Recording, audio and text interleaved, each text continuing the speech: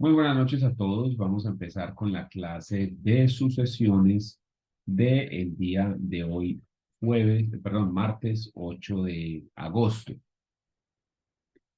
En la sesión anterior terminamos el tema del concepto de herencia y digamos todas sus vertientes. Vimos las clases de herederos, y vimos la definición del derecho de herencia, y vimos los órdenes hereditarios, y vimos las figuras que ocurren frente al derecho de herencia, como la representación, la transmisión, el desheredamiento, la indignidad, la conmoriencia.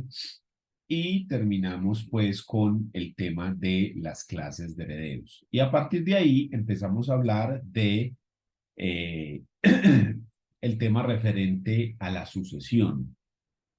Entonces dijimos que la sucesión nosotros la podemos ver como el proceso que puede ser judicial o notarial, mediante el cual efectivamente la persona, el heredero o el legatario, reclama ese derecho para hacerse dueño de esos bienes que otrora fueron parte del patrimonio del causante.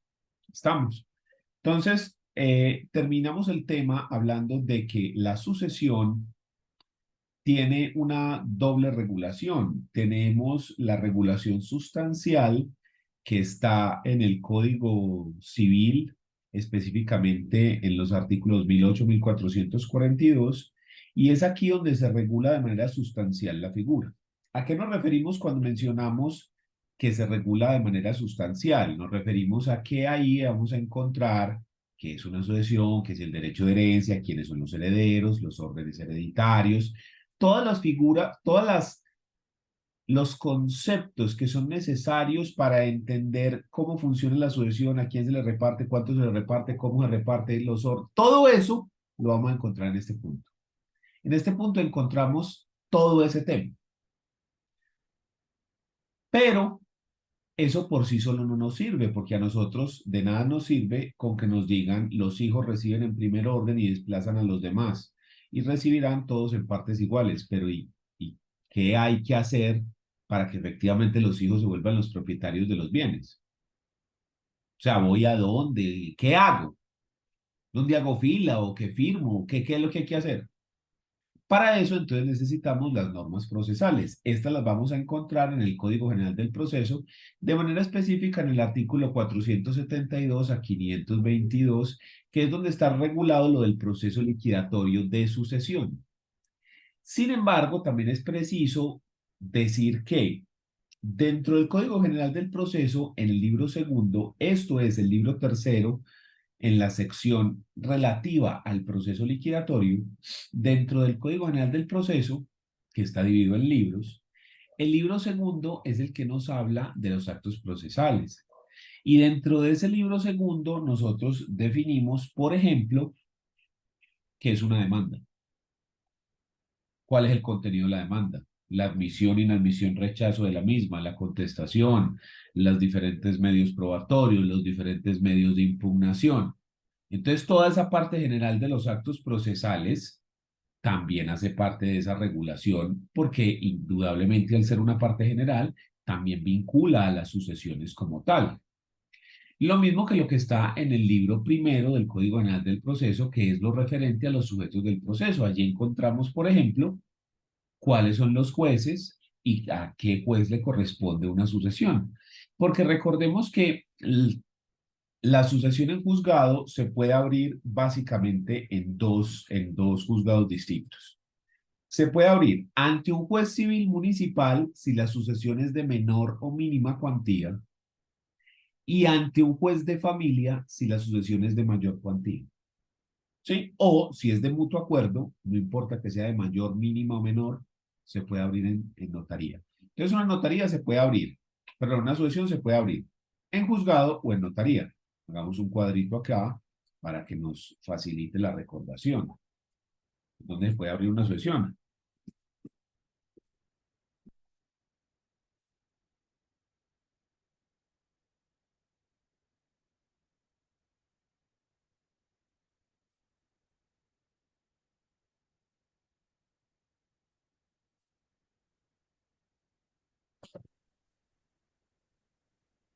Entonces, la podemos abrir en juzgado o la podemos abrir en notaría.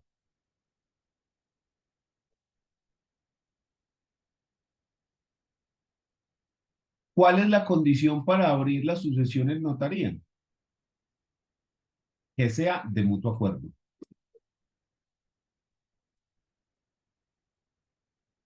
Esa es la condición. ¿Y en juzgado qué condición tenemos? En juzgado tenemos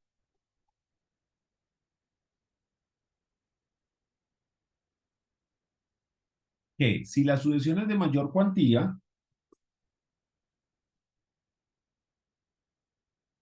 entonces le corresponde al juez de familia. Y si la sucesión es de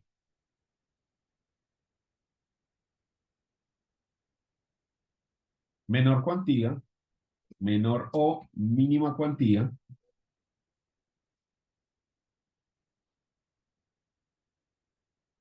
entonces le corresponde al juez civil municipal.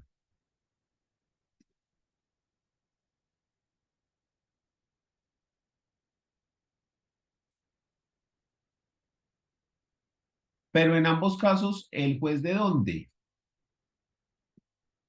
Del último domicilio del causante. ¿Sí?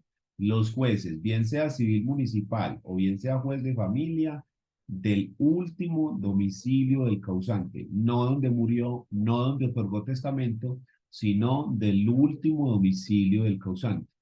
Entonces, dependiendo de si la sucesión es de mayor o menor cuantía, le va a corresponder a un juez distinto.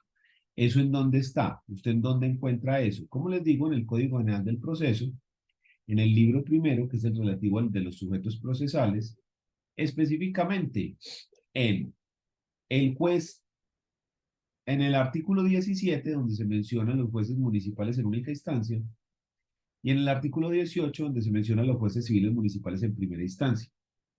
Y en el artículo 22 del Código Penal del Proceso, donde se menciona al juez de familia en primera instancia. En esos tres artículos, 17, 18 y 22, dice las diferentes sucesiones. El juez de familia, perdón, el juez civil municipal en única conoce las sucesiones de mínima cuantía, artículo 17. El juez civil municipal en primera instancia conoce las sucesiones de menor cuantía y en segunda instancia las conocería el juez civil, el juez de familia, y las sucesiones de mayor cuantía las conocería en primera instancia el juez de familia y en segunda instancia el Tribunal Superior de Distrito, Sala de Familia. ¿De dónde? Del último domicilio del causante. Esta regla es muy importante tenerla en cuenta, porque no es el lugar donde murió, no es el lugar donde se otorgó testamento, es el último domicilio del causante. Recordando que por domicilio nosotros entendemos el lugar de habitación donde se tiene el ánimo de permanencia o el asiento principal de los negocios. Eso es lo que nosotros entendemos por domicilio. ¿Listo? Y a falta de domicilio, la residencia. ¿Ok? Entonces, la sucesión se tramita en uno de esos dos. Muy bien. Ahora, estas normas entonces procesales va a ser todo ese contenido donde está regulado específicamente cómo se hace el proceso. ¿Cuál es el contenido de la demanda? ¿Qué es lo que tiene que tener una demanda para que se abra una sucesión? Hombre, que hay que hacer una audiencia de inventarios y avalúos. ¿Quién puede asistir a esa audiencia? ¿Qué se hace dentro de la audiencia? ¿Qué recursos se pueden interponer dentro de la misma? Entonces, estas normas procesales lo que hacen es decirnos cómo aplicar, cómo operar estas normas sustanciales que están al otro lado. Por eso esa doble naturaleza que tiene la regulación jurídica de las sucesiones. ¿Listo? ¿Hay alguna duda o continúo? Profe, ¿me Profe, podría decir en segunda instancia, pues cuando es ante un juzgado, quién es el ente? ¿Cómo, perdón? Que es que pasó como que no me dejó. Hola, profe, ¿me escuchas bien? Sí, sí. Pues que si me podrías repetir quién es el ente en la segunda instancia cuando es ante un juzgado. Si es mínima cuantía es de única instancia ante De el juez mayor. civil municipal. Si es de menor cuantía, es primera instancia ante el juez civil municipal y segunda instancia ante el juez de familia. Y si es de mayor cuantía, le corresponde en primera instancia al juez de familia y en segunda instancia al Tribunal Superior de Distrito, Sala de Familia. ¿De dónde? Del último domicilio del causante. Eso es supremamente importante, eso del último domicilio del causante, porque yo ya he tenido problemas con sucesiones donde ocurren problemas pues de esa clase. Por ejemplo, en una sucesión, extrañamente, el juez de familia de Medellín no rechazó una sucesión aduciendo que él no era competente toda vez que el testamento se había otorgado en Girardota y que por lo tanto era competente el juez de Girardota. O sea, mejor dicho. Entonces, eso es importante pues ponerlo, dejarlo claro, recordando los factores que determinan la competencia. A uno, cuando está estudiando esta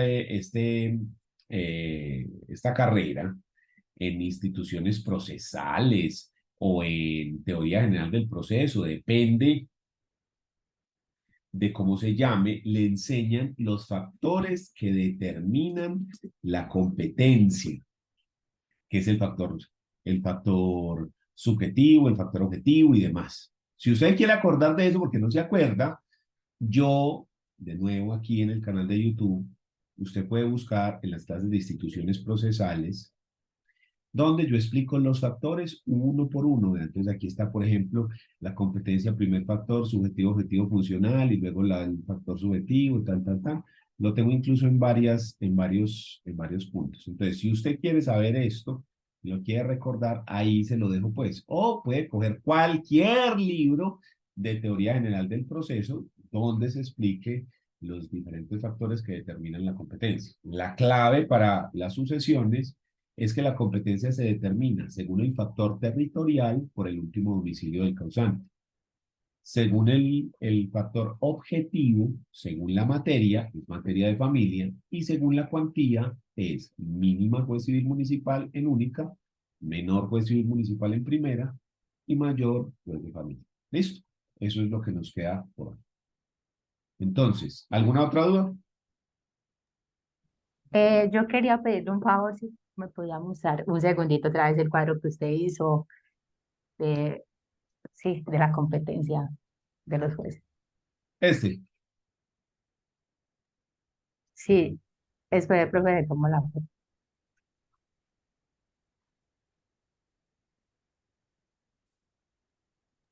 Profe, Dígame. entonces, ¿cómo estás, profe? Ya, ¿Cómo profe, estás? gracias. Eh, Dígame. Profe, entonces habías mencionado que notaría simplemente mutuo acuerdo, no importa la cuantía, no importa más nada.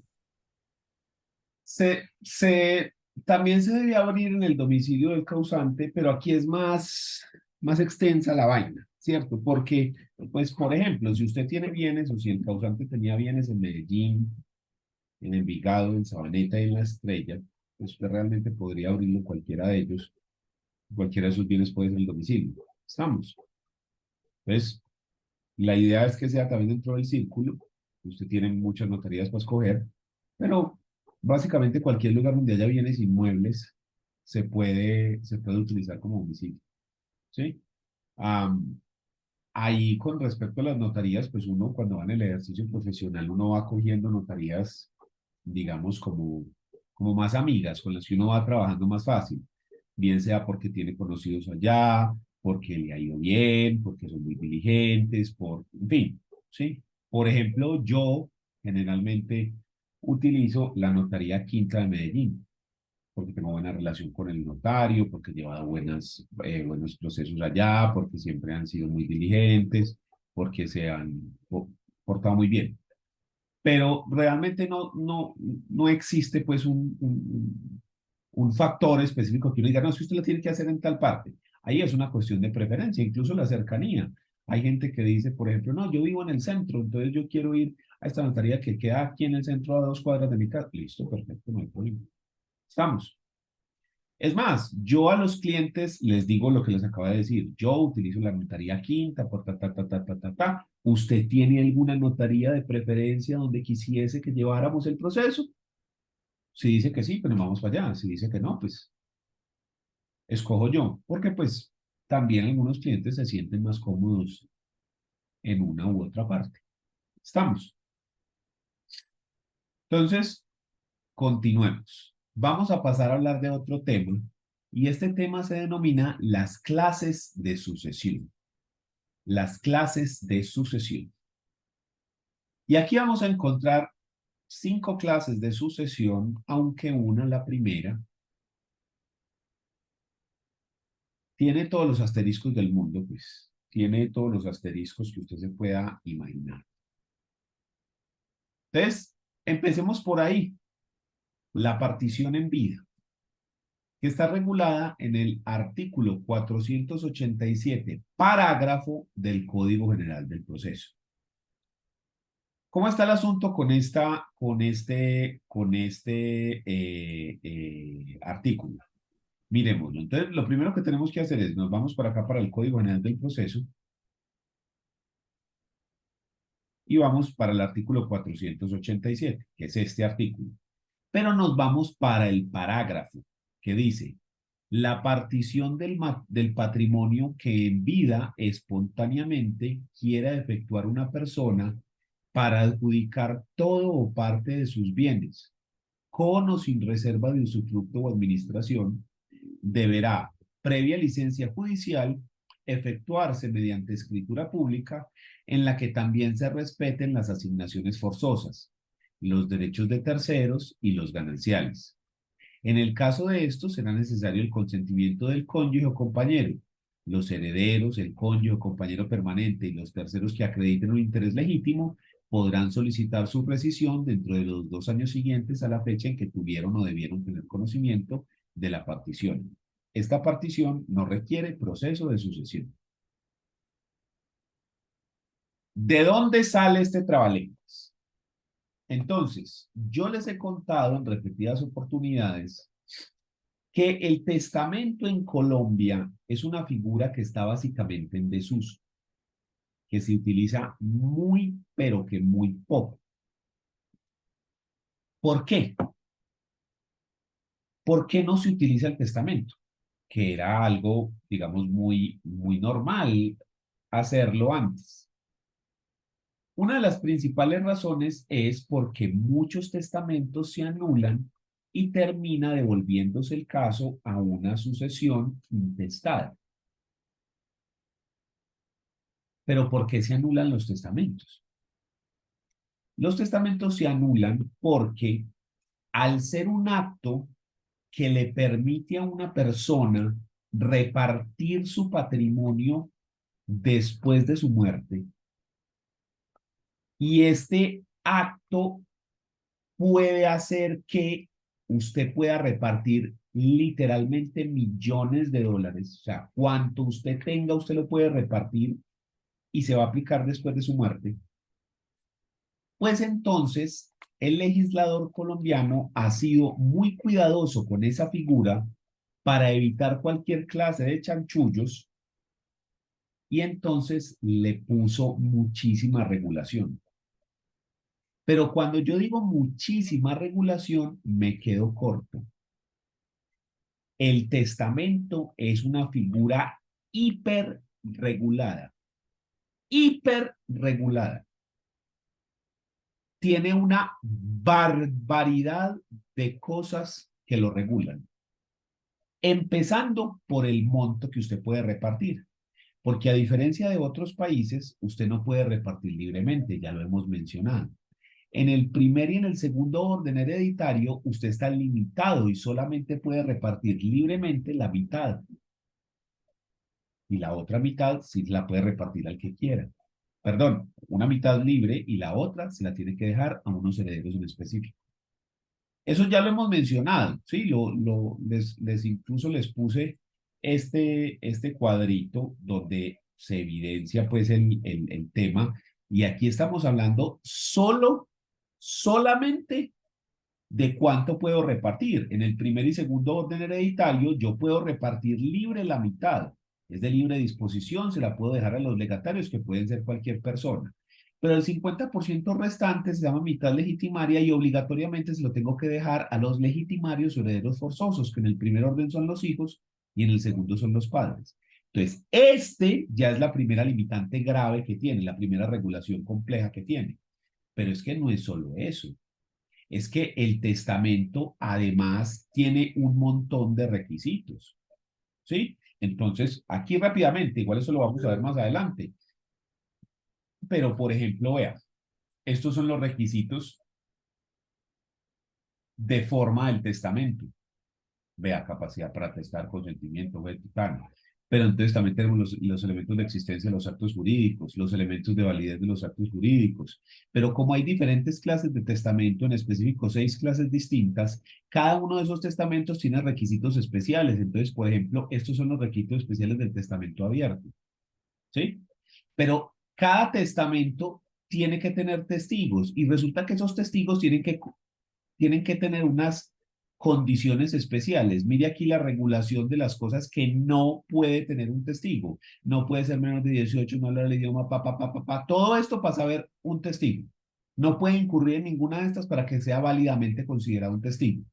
Ninguna de estas para que podamos considerarlo válidamente como un testigo. Pero además tiene un contenido específico que está regulado. Y todo esto solo es de una de las clases de testamento que les dije, de este. Y este tiene su propia regulación, y este su propia regulación, y este su propia, y este su propia, y este su propia. Además, tiene que hacerse por escritura pública, si no, no es válido. Sí o sí tiene que ser por escritura pública. Entonces tiene tanta regulación, tiene tantos requisitos, que básicamente se vuelve imposible para una persona del común que pueda hacer un testamento sin ayuda de un abogado y que el testamento sea válido. ¿Y eso por qué es importante?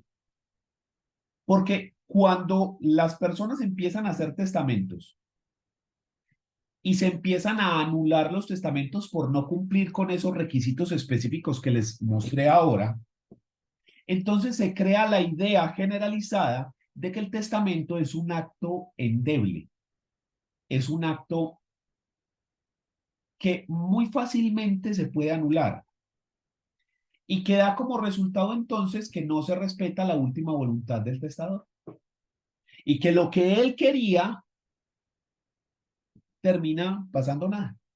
Y esa idea se fue perpetuando en la gente, tanto que la gente hoy en día ya no hace testamentos, sino que acuden a otras figuras para tratar de repartir como ellos querían. Entonces, por ejemplo, hacen compraventas falsas.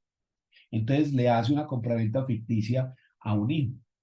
Pues en primera medida se dijo, no, pues entonces venga, yo les hago donaciones a mis hijos, pero entonces la donación tiene un impuesto muy alto, que es el impuesto de ganancias ocasionales.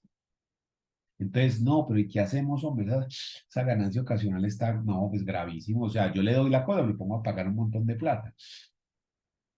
No, entonces la compraventa no paga ese impuesto. Entonces vamos a, en vez de donación, vamos a hacer una compraventa ficticia. Decimos que usted me pagó X, pero mentiras que no. Pero el problema es que si usted pone un precio irrisorio, entonces eso después puede ser demandado por lesión enorme o se puede hablar de defraudación de la... Se vuelve un problema el berraco. Entonces, no, hagamos una sociedad y nos vendemos las acciones y ponemos unas cláusulas que No, hagamos un fideicomiso. No, una cantidad de figuras para tratar de resolver una cosa, que la persona quiere en vida dejar repartidos sus bienes de una forma, para evitarle conflictos a sus herederos en el futuro. Esa es la finalidad. Entonces, cuando se hizo el Código General del Proceso, que es la Ley 1564 del 2012, ese Código General del Proceso fue redactado principalmente por el Instituto Colombiano de Derecho Procesal. Y una de las cosas que se analizó fue este tema de, hombre, la gente está haciendo una cantidad de maniobras para tratar de hacerle el esguince al testamento, para no hacer un testamento, pero que se cumplan los efectos de un testamento.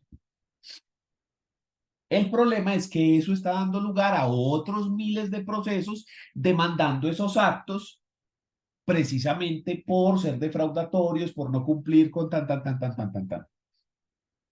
Entonces, ¿qué hacemos para facilitarle a la gente la vida?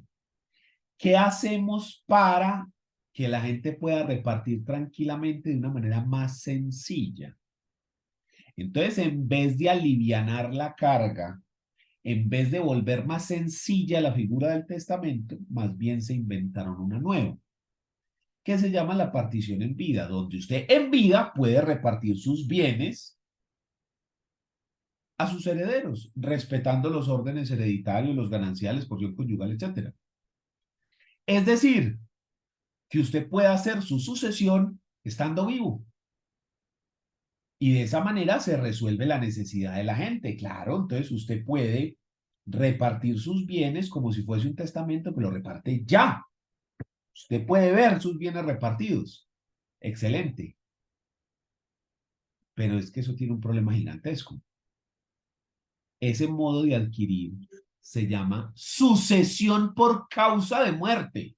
Es decir, usted adquiere el patrimonio que tiene otra persona porque murió y el patrimonio es un atributo de la personalidad. Es decir, que el patrimonio tiene que estar asentado en una persona. Al morir no hay persona, entonces el patrimonio queda volando y por eso se busca otra persona para que asuma la titularidad del derecho real de dominio de esos bienes.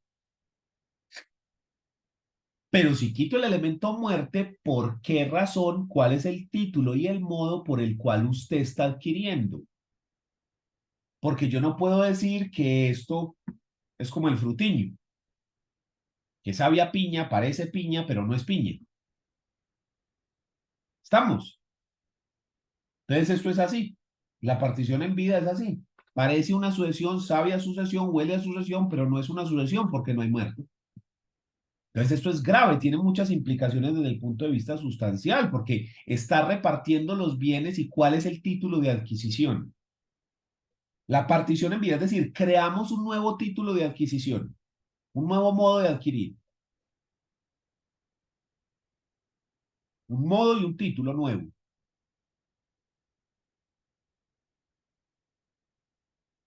Además, no hay problema, podemos crear un nuevo modo de adquirir. Es que el legislador tiene esa facultad de libre configuración, entonces no hay problema.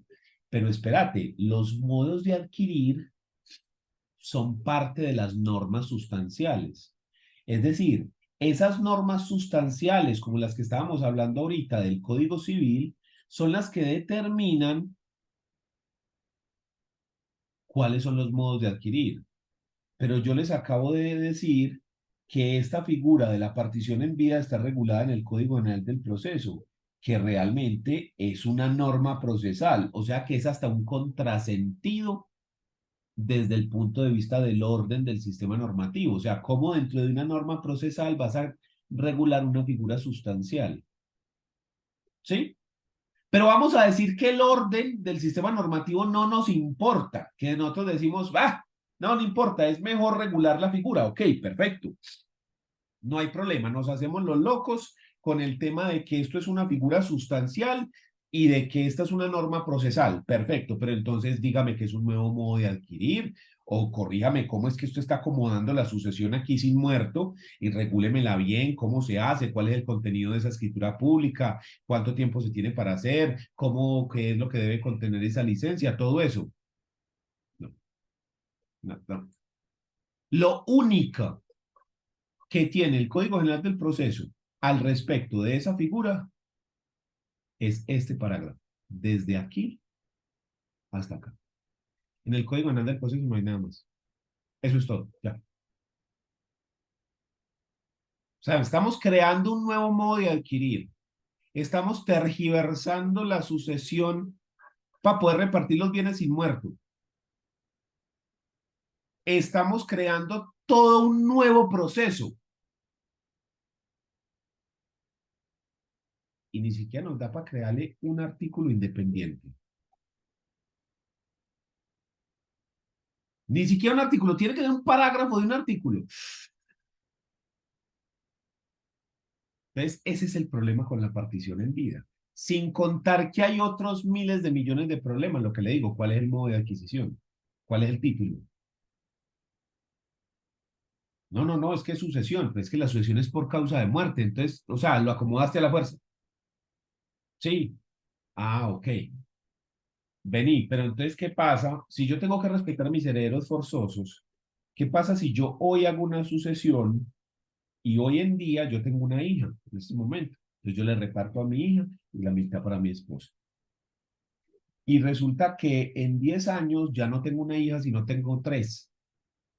Pero en esa primera partición en vida que yo hice, yo ya le repartí todo a mi única heredera. ¿Puedo volver a hacer una partición en vida? ¿O le puedo pedir que devuelva esos bienes? ¿O eso es como un acervo imaginario? Y entonces deduzco de la nueva masa eso. ¿Sí ven los problemas que esto nos está generando? No, pero ¿y qué pasa si la nueva masa no es tan cuantiosa como la que yo repartía antes? Entonces ella tendría que devolver, pero los bienes ya no existen porque se los gastó. O sea, se vuelve un problema gigantesco.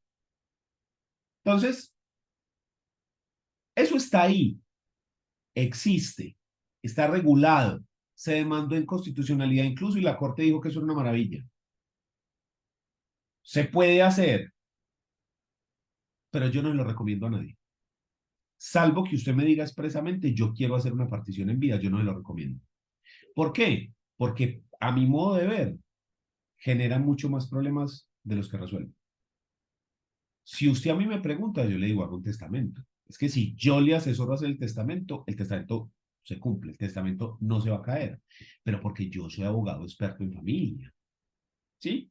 Entonces, el problema de la figura del testamento, que fue lo que llevó a cabo que se creara esta figura de la partición, es que usted necesita un abogado, pero no un abogado cualquier, un abogado experto en familia, para que le haga el testamento. Si no, se somete a que de pronto, pues, esa es la partición en vida, con todos los problemas que no son poquitos que nos genera esa figura, porque realmente, como les dije, para mí genera más problemas de los que resuelve. Pero ahí está, listo. Dejémosla quietecita más bien, que eso es tan enredado y tan complejo que más bien dejémoslo quietecita. Esa figura se las enseño, pero olvidémosla, ¿sí? Dejémosla ahí guardadita en un cajoncito hasta que algún día por allá en el futuro organicen eso o la eliminen del todo. Pues, déjela ahí. Hablemos de la sucesión testada. La sucesión testada, regulada en los artículos 1009, inciso primero, a 1055 del Código Civil. La particularidad principal de la sucesión testada es que está precedida por un acto jurídico que lo crea el causante en vida. Y ese acto se denomina testamento.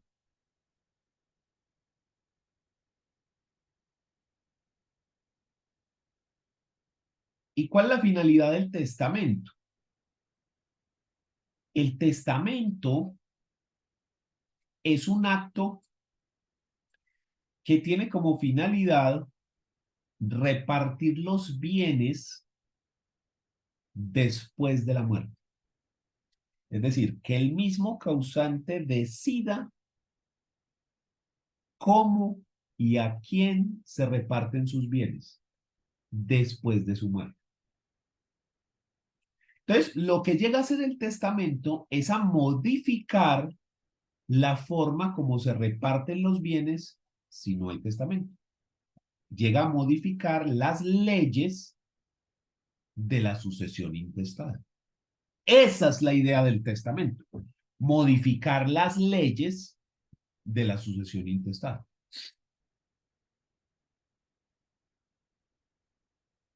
Entonces, hablemos del testamento. El testamento es un acto que, como les digo, tiene unas características muy especiales. Es un acto unilateral, primero. Unilateral porque depende única y exclusivamente de la voluntad del testador.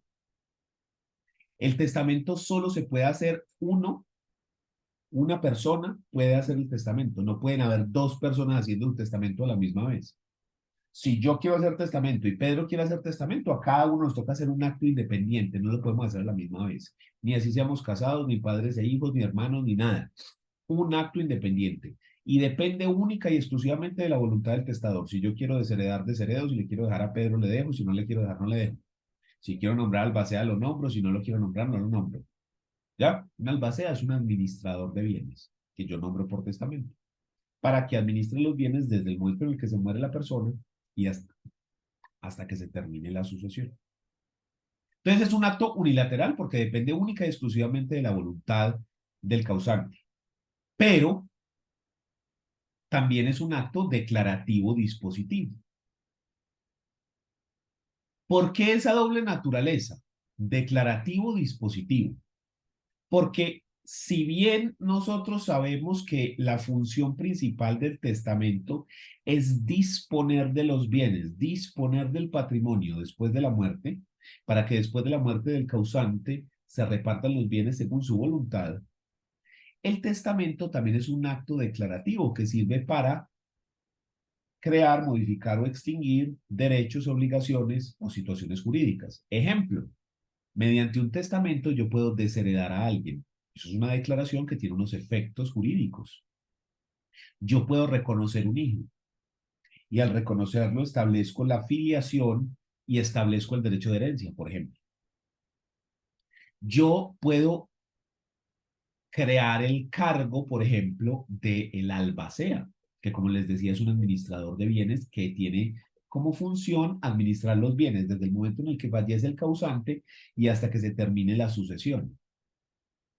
Entonces yo puedo realizar las dos cosas. Yo puedo hacer disposición del patrimonio en su totalidad o en parte y yo puedo hacer declaraciones o puedo hacer solo una de ellas. Yo puedo hacer un testamento sin repartir ni un peso, desheredando a alguien, reconociendo un hijo, nombrando a alguien como albacea, sin repartir nada. Las cosas se van a repartir según las reglas de la sucesión intestada, pero todas esas declaraciones que yo hago ahí tienen efectos jurídicos.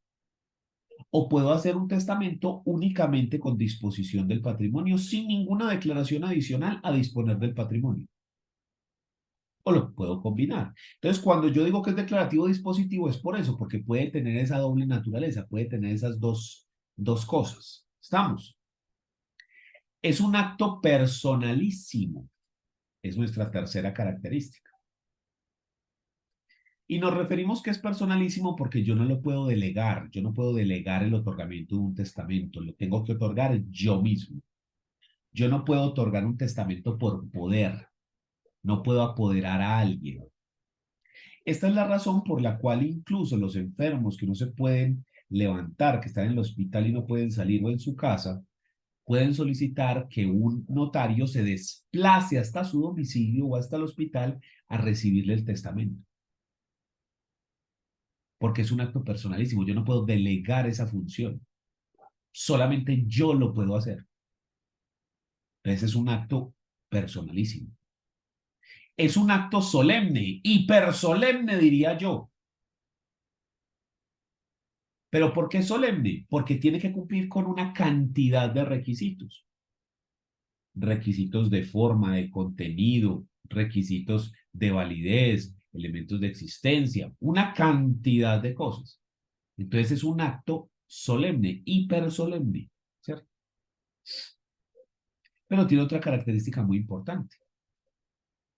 El testamento es un acto revocable. Es decir, que yo en cualquier momento lo puedo revocar. Todo o solo una parte. Y la revocación puede ser expresa o puede ser tácita. Pausa, devolvámonos ahí. ¿Cómo así que yo puedo revocar todo o parte? Yo puedo hacer un nuevo testamento diciendo revoco el testamento anterior o revoco el testamento otorgado por escritura pública número en la notaría tal. ¿Sí? Eso es una revocación total. Revoco todo el testamento. O puedo hacer una revocación parcial. Revoco ese desheredamiento que hice. Ya no voy a desheredarlo, perdón. Lo quito. No, ya no voy a repartir ese legado al Hospital Pablo Tobón Uribe porque me atendieron pésimo la última vez que estuve hospitalizado. Más bien se lo voy a dejar a la Arquidiócesis de Medellín. Puedo revocar solo un pedazo. O lo puedo revocar todo.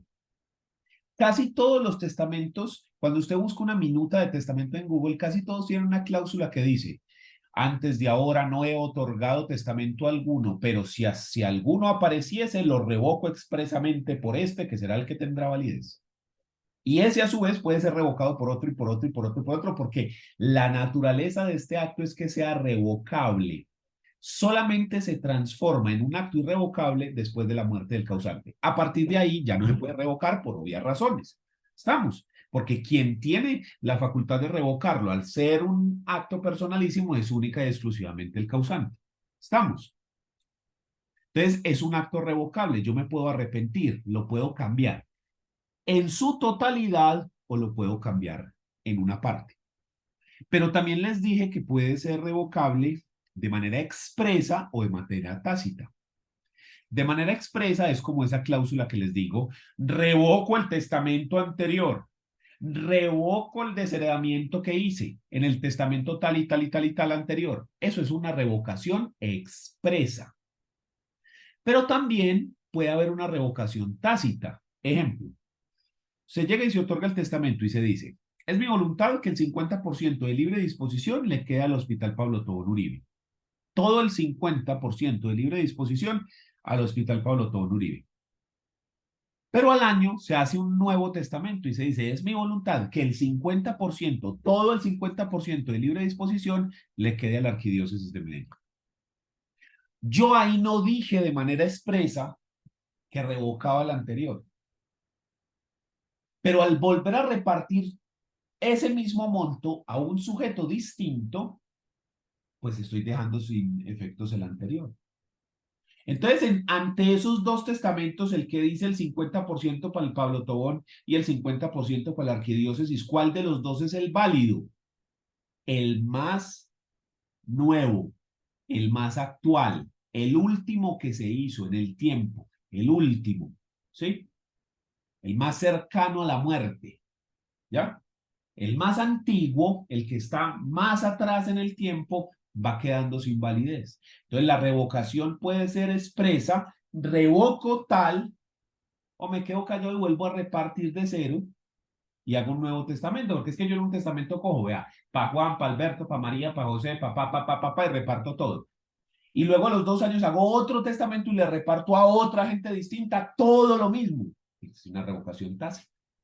Sí, entonces se puede dar de esas dos formas. Se puede dar de manera expresa o de manera tácita y puede ser revocación total o revocación parcial.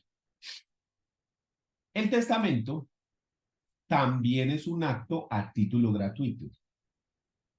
Quiere decir que yo no puedo cobrar por dejar una disposición testamentaria. Ve, te dejo esa finca si me das tanta plata. No se puede cobrar. Yo no puedo cobrar por dejar una asignación testamentaria. Es un acto restringido.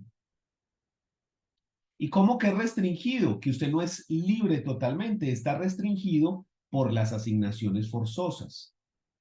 ¿Cómo así? Era lo que ya hemos mencionado varias veces, que si yo estoy en una sucesión de primero y segundo orden hereditario, es decir, si yo tengo descendientes como hijos, nietos, bisnietos, o si no tengo descendencia, pero tengo mis ascendientes vivos, mis padres, abuelos, en esos casos yo no puedo repartir el 100% de mis bienes, yo tengo que dejar obligatoriamente el 50% que se denomina mitad legitimaria a mis legitimarios o también llamados herederos forzosos, que son quienes, en el primer orden los hijos y en el segundo orden los padres.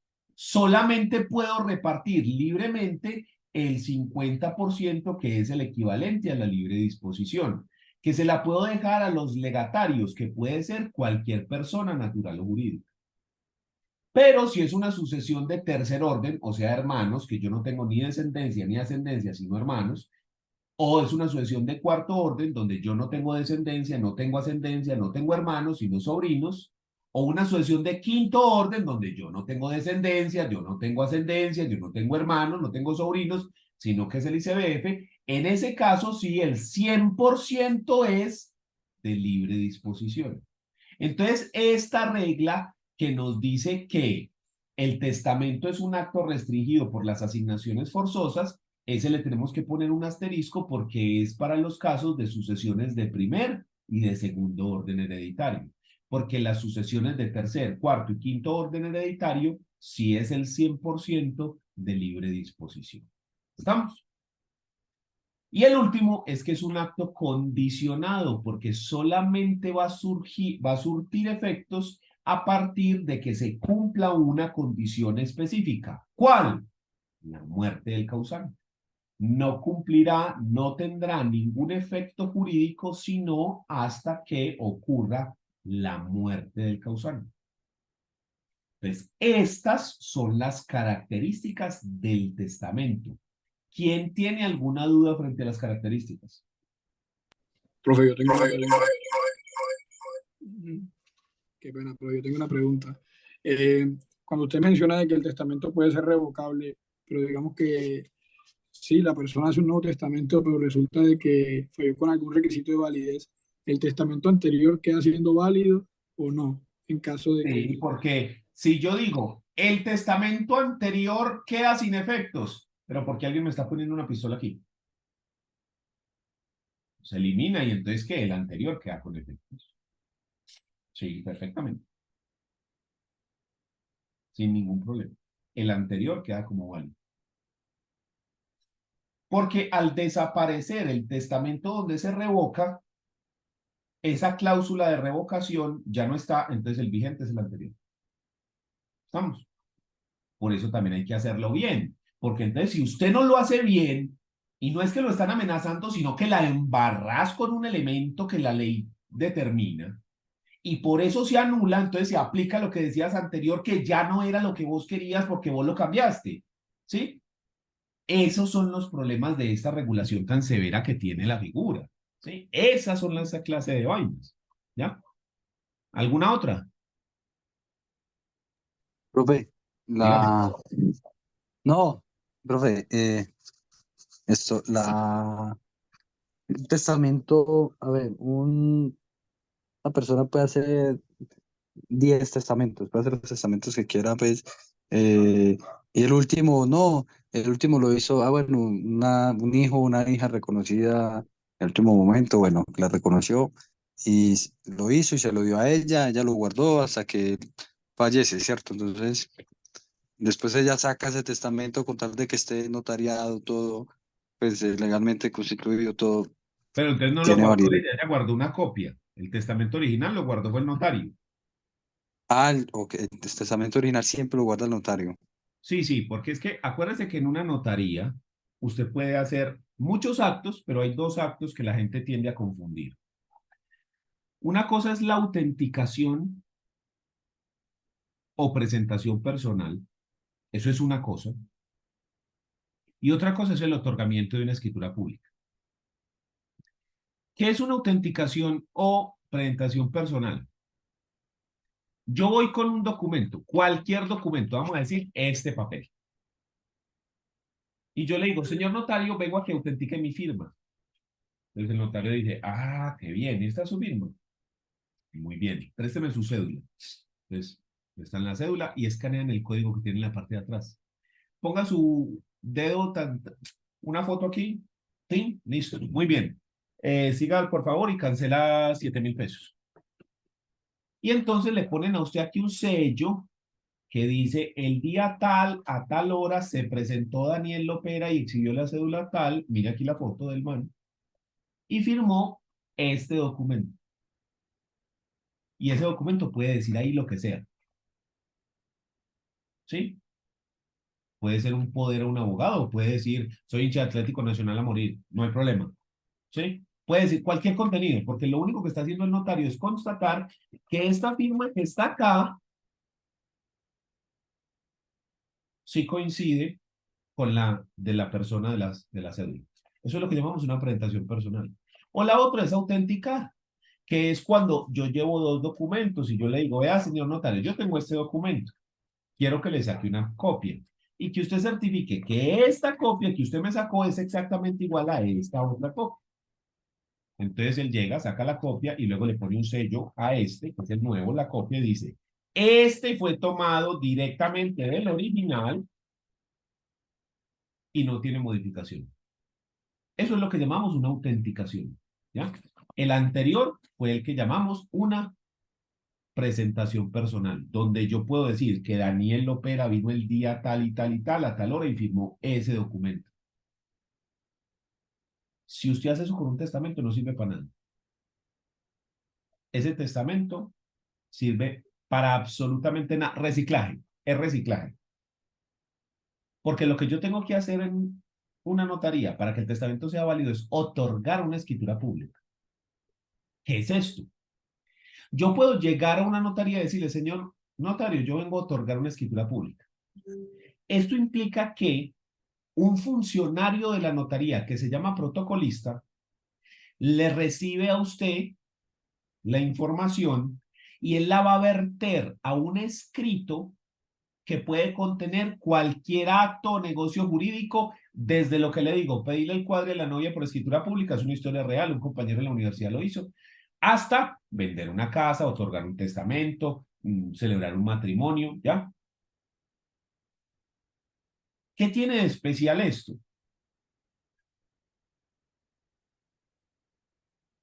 ¿Cómo hago yo para constatar que Pedro sí firmó esta compraventa de esta casa? Que sí sea él verdaderamente él, que no tenga esto ninguna alteración. Usted le puede hacer una prueba grafológica, o hace muchos años se dijo, venga, ¿y por qué no hacemos que una persona especial, escogida por el Estado, guarde el documento, que solamente él tenga la copia original? Que le pueda expedir copias a otros, pero el original solamente lo tiene la notaría. Y para más seguridad, que este papel sea un papel especial, papel moneda especial, que tiene unos sellos, que tiene unos códigos QR, que está determinado unas hojas especiales, que el mismo papel es como parecido al papel moneda de los billetes. Y que el notario tiene la obligación de guardarla en un libro secula seculorum dentro de la notaría. Eso es una escritura pública. Entonces, cuando usted firma una escritura pública, ese acto, negocio jurídico, se queda en la notaría para toda la vida. Hasta que se lo coman las ratas. ¿Sí? Usted puede ir a sacar escrituras públicas a las notarías más viejas desde que abrieron en mano y eran hechas a mano porque no existían ni las máquinas de escribir. ¿Ya? Hoy en día ya computador. Entonces, son dos actos distintos, porque es que el que se necesita para que el testamento sea válido es el de la escritura pública. Entonces, si usted va y lo firma, le hace el reconocimiento de firma y contenido y se lo entrega a alguien, eso no sirvió para nada. Reciclaje. Mire ahí el problema. Y la gente de la calle que no estudió esta carrera sabe qué es una escritura pública y cómo funciona. Sobre todo que en la cultura popular, como en las películas y las series, nosotros vemos que la gente hace lo que vos dijiste. Coge y lo firma en privado y se lo entrega a un abogado, a un hijo, a no sé quién. Como en Ratatouille, que yo les comenté en la película de Disney. En Ratatouille, el tipo firma y se lo entrega al abogado. O Entre Navajas y Secretos, que es otra película muy buena que les recomiendo. Está en Netflix, se llama Entre Navajas y Secretos. En esa película pasa lo mismo, se lo dejan al notario, al abogado, perdón. Eso no funciona acá. Entonces, usted bombardeado, la gente bombardeado por la cultura pop, donde el testamento se puede dejar en una caja fuerte, en un cajón en el escritorio, y llega el Código Civil y dice, no, momentico, tiene que ser por escritura pública, que es un acto especial que tiene que quedar en la notaría. Solo eso ya se jode el 60% de los testamentos. Solo ese punto. Sin contar las asignaciones forzosas y lo demás. Pues ese es el problema de los testamentos.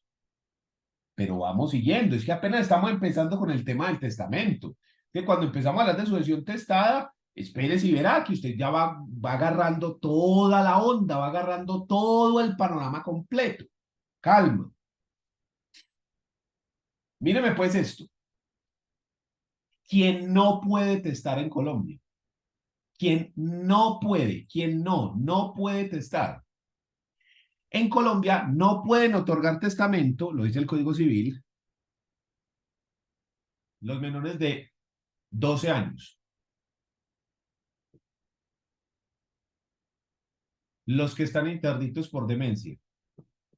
Quien no está en sano juicio y quien no puede darse a entender de palabra por escrito. Entonces, este de los menores de 12, pues ya quedó cambiado, ya entonces vamos a ponerle aquí menores de 14, ¿cierto? Porque pues el Código de Infancia y Adolescencia cambia esto, entonces vamos a poner aquí 14. Listo, muy bien. Entonces, ¿quién no puede? Menor de 14, no puede. Mayor de 14, sí puede otorgar testamento. Perfecto. Y luego vámonos con este. Pero con el interdicto por demencia tenemos un problema gigante. Y ese problema gigante se llama Ley 1996 del 2019. Esta ley elimina el régimen de interdicciones y dice que en Colombia ya no va a haber interdicciones, que ya no existen los interdictos, de que ya lo que se puede hacer es el nombramiento de apoyos.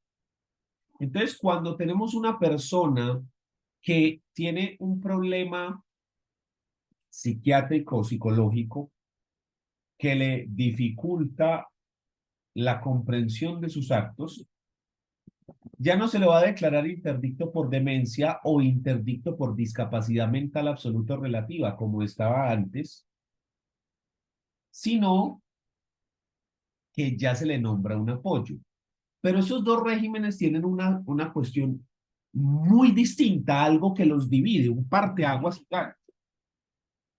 El Código Civil, en su regulación de las interdicciones original, porque eso ya tuvo una modificación, entonces decía que habían dos clases de interdicciones. Una era la interdicción por demencia. Demencia viene de demente, sin mente, es decir, sin capacidad de autodeterminación. A eso es a lo que se refiere. Interdicción por no tener capacidad de autodeterminación. Eso tendría que estar regulado por un médico que diga, esta persona no tiene capacidad de autodeterminación, no comprende sus actos. ¿Estamos? Entonces, un médico era quien dictaminaba si usted era demente o no. Y la interdicción por dilapidación. Si usted es interdicto por demencia, entonces a usted le retiran la administración de sus bienes. Porque si usted no comprende sus actos, si no tiene capacidad de autodeterminación, mucho menos tiene capacidad para obligarse o para la administración de sus bienes. Entonces se le retira a usted la capacidad de obligarse y el manejo de su patrimonio y se le entrega a un representante legal, que así como los padres son los representantes de los menores de edad de sus hijos, igual ocurría con una persona que tuviese un problema mental que le impida autodeterminarse. Y con la dilapidación era para las personas que no podían manejar su patrimonio, que aunque no tenían ese problema de no poder autodeterminarse por una cuestión mental, sí tenían un problema psicológico que le impedía manejar su patrimonio. Una persona que no puede tener 2.000 pesos porque los tiene que gastar. ¿Sí? Entonces a esa persona le retiramos la administración. Ya no le quitamos la capacidad de obligarse y todo lo demás y se la entregamos a un representante legal, sino solamente le quitamos la administración de los bienes y se la entregamos a un curador. ¿Listo? Eso cambió y entonces empezamos a hablar de la interdicción por discapacidad mental absoluta y la interdicción por discapacidad mental relativa. La discapacidad mental absoluta era eso, no poder autodeterminarse, le quitamos la administración de los bienes, le quitamos la capacidad para obligarse y se la entregamos a un representante legal. Y en la relativa lo mismo y le entregamos la administración de los bienes a un curador. La idea de estos dos regímenes era proteger el patrimonio de la persona y proteger a la persona misma, que no tiene capacidad de autodeterminación, haciendo que los actos o negocios jurídicos, la administración de los bienes, no la tenga esa persona que precisamente no sabe, no puede, sino que lo tenga una persona plenamente capaz, que es el representante legal. Pero con la ley 1996 de 2019 cambia el asunto y entonces decimos, no, el derecho a equivocarse. No, es que hay unas personas que tienen, por ejemplo, síndrome de Down y pueden llevar una vida casi normal, entonces, ¿por qué le vamos a quitar los bienes? No, es que mira, aquí hay una persona que puede tener esta enfermedad porque está en coma y obviamente no tiene capacidad de determinación, pero entonces se levanta. O que tiene este problema mental y se cura. Entonces, ¿por qué le vamos a quitar? Sí, pero es que eso ya estaba contenido antes. O sea, si usted se curaba, pues el médico volvía otra vez y lo revisaba y decía así, ya nada más y se acababa la interdicción. Así de fácil. Pero entonces aquí se empezó a cambiar de enfoque y se habló del derecho a equivocarse, de que no dejar que las personas administren sus bienes es como una especie de discriminación y se pasó de enfoque la norma.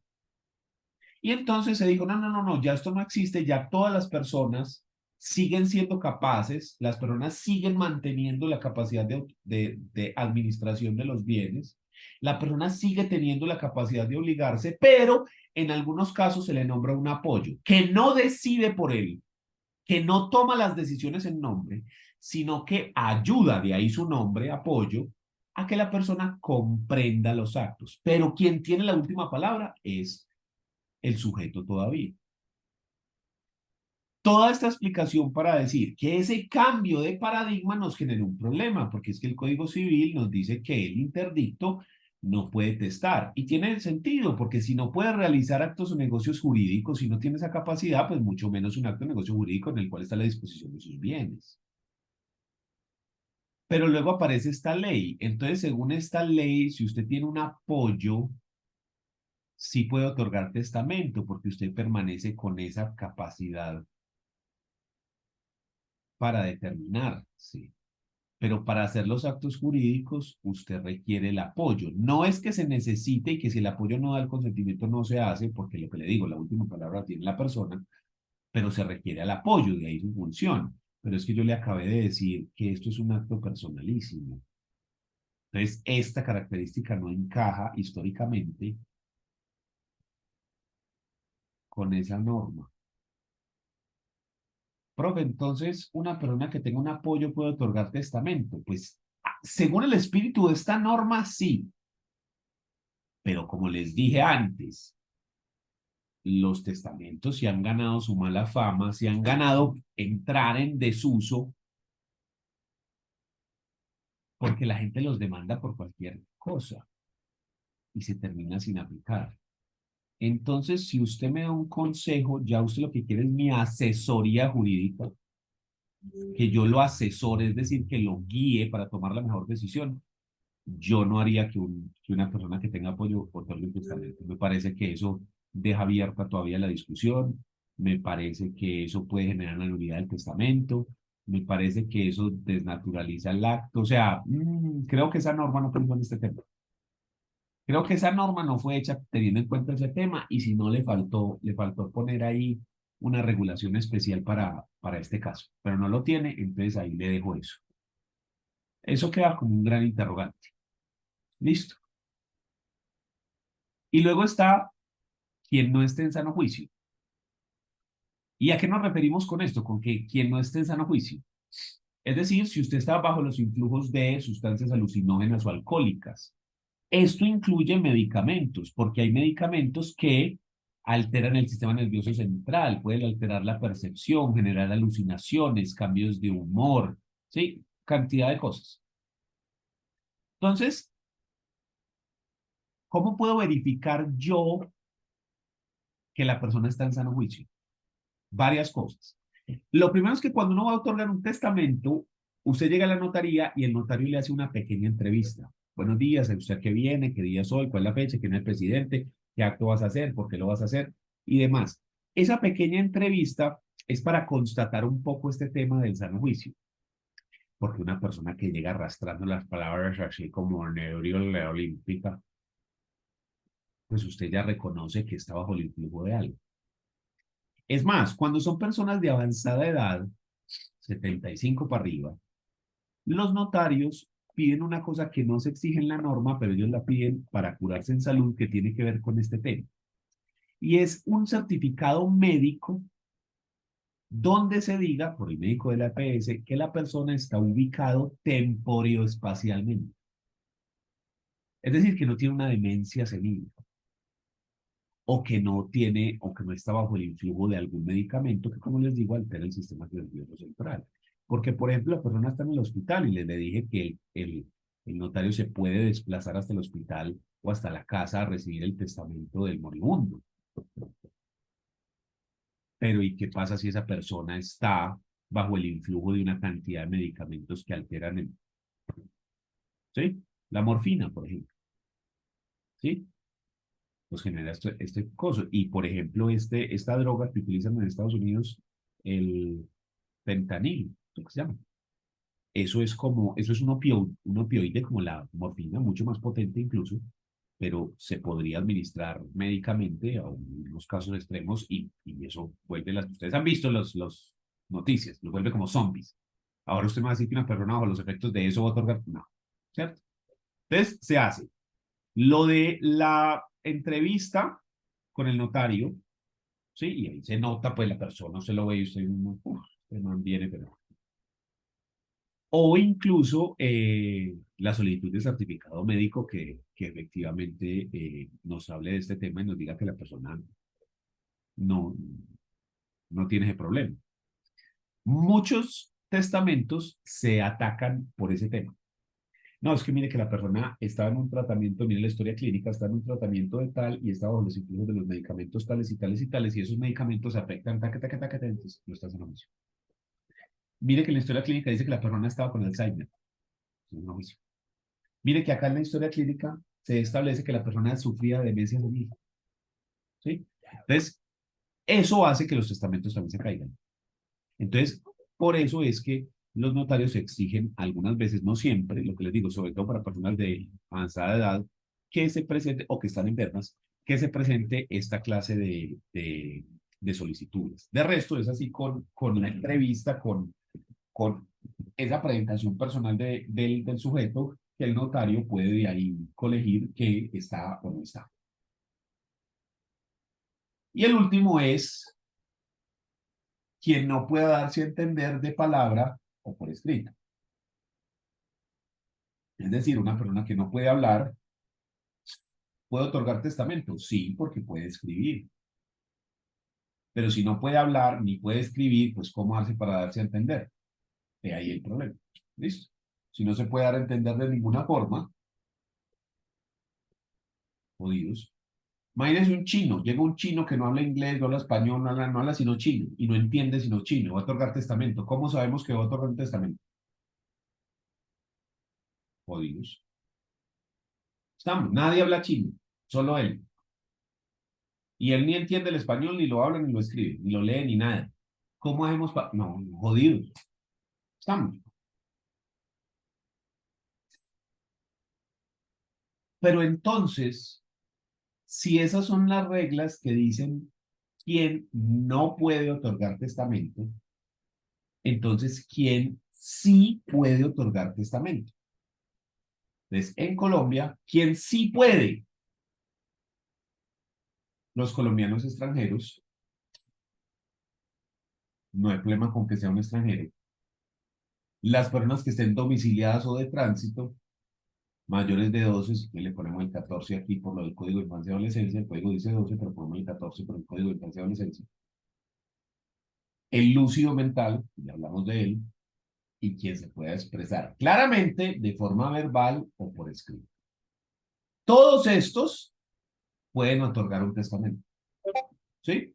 Entonces ahí tenemos un panorama amplio de quién sí puede otorgar testamento. Quién sí puede.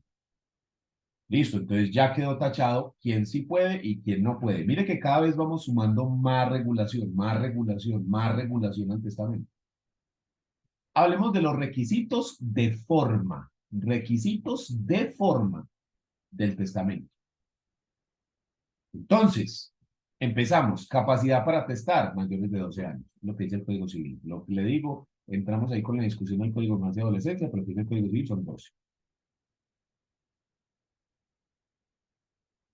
Segundo, consentimiento sin vicios. ¿A qué nos referimos que haya consentimiento sin vicios? Que no haya error, fuerza o dolo y que el testador esté en sano juicio. Objeto lícito. Entonces, no pueden haber, por ejemplo, disposiciones captatorias. Ya las habíamos mencionado. ¿Qué es una disposición captatoria? Yo te dejo tal cosa si en tu testamento me dejas tal otra. Yo le dejo a Pedro mi finca siempre y cuando Pedro en su testamento me deje a él la suya. ¿Sí? Eso es una disposición captatoria. Eso está prohibido. ¿Por qué? Porque yo enterándome que el otro me dejó testamento, puedo llegar a facilitar el asunto. ¿Sí? Entonces, por eso están prohibidas. Lo mismo que disposiciones sobre drogas, armas, etc. Entonces, eso es lo que llamamos objeto ilícito. Causa ilícita, causa lícita, causa lícita. ¿Qué es la causa de los actos jurídicos? La causa es la razón por la cual se celebra un acto jurídico. ¿Por qué razón se celebra ese acto jurídico? Entonces, que los motivos no vayan a ser ilícitos o falsos. Y el último es que tenga una formalidad. ¿Cuál es la formalidad ad substantiam actus que requiere el testamento en Colombia? Que se haga por escritura pública. Esa es la formalidad ad substantiam actus. Si usted está viendo aquí, estos son básicamente los elementos de existencia de los actos jurídicos que están regulados en el artículo 1501 del Código Civil. ¿Sí? Capacidad plena, consentimiento exento de vicios, causa lícita, objeto, Son los elementos de existencia. Perdón, capacidad, consentimiento, causa, objeto y formalidad sustancial. Y están los requisitos de validez, que son básicamente los mismos que los de existencia, pero calificados. Entonces, capacidad plena, consentimiento exento, causa lícita, objeto lícito y validez de la solemnidad o la entrega, ¿sí? Estos son los elementos de existencia generales, capacidad, consentimiento, causa, objeto y formalidad. Y aquí son los mismos que son los elementos de validez de los actos jurídicos, artículo 1502 del Código Civil, que son básicamente los mismos, pero calificados, ¿sí? Capacidad de ejercicio o representación, consentimiento exento de vicio, causa lícita, objeto lícito y validez de la solemnidad o de la entrega. ¿Listo? Profe, qué pena. Es que por estar escribiendo no alcancé a ver los anteriores. Estos son de validez y estos de existencia. Gracias. Entonces, estos son requisitos de forma, requisitos formales, requisitos de la norma, ¿ya? Pero además de requisitos formales, los testamentos tienen requisitos especiales, propios de cada clase de testamento. Unos requisitos específicos, especiales.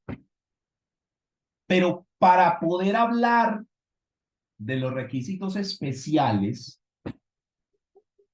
primero tenemos que entender que en Colombia existen 6 tipos de testamento. 6. 6 clases de testamentos distintas. Entonces, los requisitos formales se aplican a todas las 6. Pero los requisitos especiales son específicos de cada una de esas clases.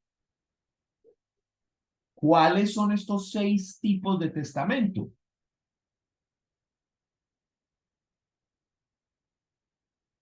Nosotros clasificamos los testamentos en 2 grupos. Los testamentos solemnes, o también llamados testamentos ordinarios, que son los que son de normal ocurrencia, que se dan de forma normal, ordinaria. Esos son 3. El testamento abierto, También se le llama testamento público o también se le llama testamento nuncupativo. Ese es el primero. Luego está el testamento cerrado, que también se llama testamento secreto o testamento místico. Ese es el segundo tipo. Y el tercero es el testamento otorgado en el extranjero. Estos no requieren que ocurra nada extraordinario. Usted otorga el testamento abierto porque lo quiere abierto y no le importa que la gente conozca el contenido. Lo otorga secreto o cerrado si usted no quiere que nadie sepa qué es lo que dice, sino hasta que después de que se muera. O lo otorga en el extranjero si estás en el extranjero. No requiere nada raro, ¿sí? Por eso esos tres los llamamos testamentos solemnes u ordinarios. Ahora bien, abajo encontramos el otro grupo. El otro grupo los vamos a llamar testamentos menos solemnes porque tienen menos solemnidades, son más fáciles de hacer, pero son privilegiados o extraordinarios, porque para que nos valga menos, para que nos tenga menos solemnidades, para quitarle cositas, sí tienen que ocurrir unas circunstancias especiales. Y esas circunstancias especiales determinan la clase de testamento que se puede realizar. Entonces aquí tenemos el testamento verbal o en peligro de muerte. La persona está ahí ya se va a morir, ahí no da tiempo de que se desplace hasta la notaría a hacer una escritura pública. Entonces se puede hacer de manera verbal, lo expresa. El testamento marítimo o en caso de naufragio, recogemos un náufrago ahí en el mar, pero se está muriendo, ya le quedan los últimos alientos, ahí que lo pueda decir. O el testamento militar o en caso de guerra. Entonces, tenemos 6 clases de testamentos divididas en 2 grupos, los solemnes o ordinarios y los menos solemnes, privilegiados o extraordinarios. Entonces tenemos 2 grupos. Y cada uno de estos va a tener su regulación especial y va a tener sus requisitos especiales. ¿Listo? Entonces empecemos por el testamento abierto, que es el más común. Vamos a empezar aquí, luego aquí, luego aquí, luego aquí, luego aquí y luego aquí. ¿Listo? Y así los vamos completando todos y la idea es que se vean todos los requisitos para que cuando hablemos de sucesión testada, usted sepa de qué es que estamos hablando. ¿Listo? Entonces, testamento abierto. Ese testamento abierto tiene unos requisitos especiales, además de los que vimos ahorita, que eran los requisitos formales, que son generales para todos, ¿sí? Además de estos, que fueron los que ya vimos, y obviamente, pues, de los elementos de existencia y los de validez. Además de esos, tiene que cumplir con estos requisitos especiales. Están regulados en los artículos 1090 a 1096 del Código Civil. Y son los siguientes. Primero, llevar el escrito privado o dictar las disposiciones al notario. Usted lo puede llevar por escrito, que usted dice, señor notario, este es un testamento para que lo pasen a la escritura pública, o usted se lo dicta y empieza. Primero, es mi voluntad que y le va a dictar. Después de esto, se debe verter a escritura pública en ese papel especial que le digo, después de hacerle control de legalidad, para que posteriormente eso quede guardado en la notaría secula seculorum, ¿sí? Y a la persona le entregan una copia en unas hojas que son de color rosado, estoy seguro que usted las ha visto, pero el original es una hoja color crema que tiene renglones azules. Las copias son las que son rosadas. ¿Estamos? Entonces, eso que usted llevó por escrito, eso o que usted está dictando, se tiene que verter a escritura pública en esos papeles especiales. Una vez que se ha terminado esto, entonces se debe hacer una lectura pública del testamento por el notario lo lee ante el testador y 3 testigos hábiles. Asterisco, enseguida los miramos. 3 testigos hábiles. Ya vamos a mirar qué es un testigo hábil. ¿Listo? Luego, después de que se lea y de que estén de acuerdo con lo que se dijo ahí de la lectura, entonces debe llevar la firma del testador, de los 3 testigos y del notario. 5 firmas. Testador, 3 testigos y notario. 5 firmas lleva eso.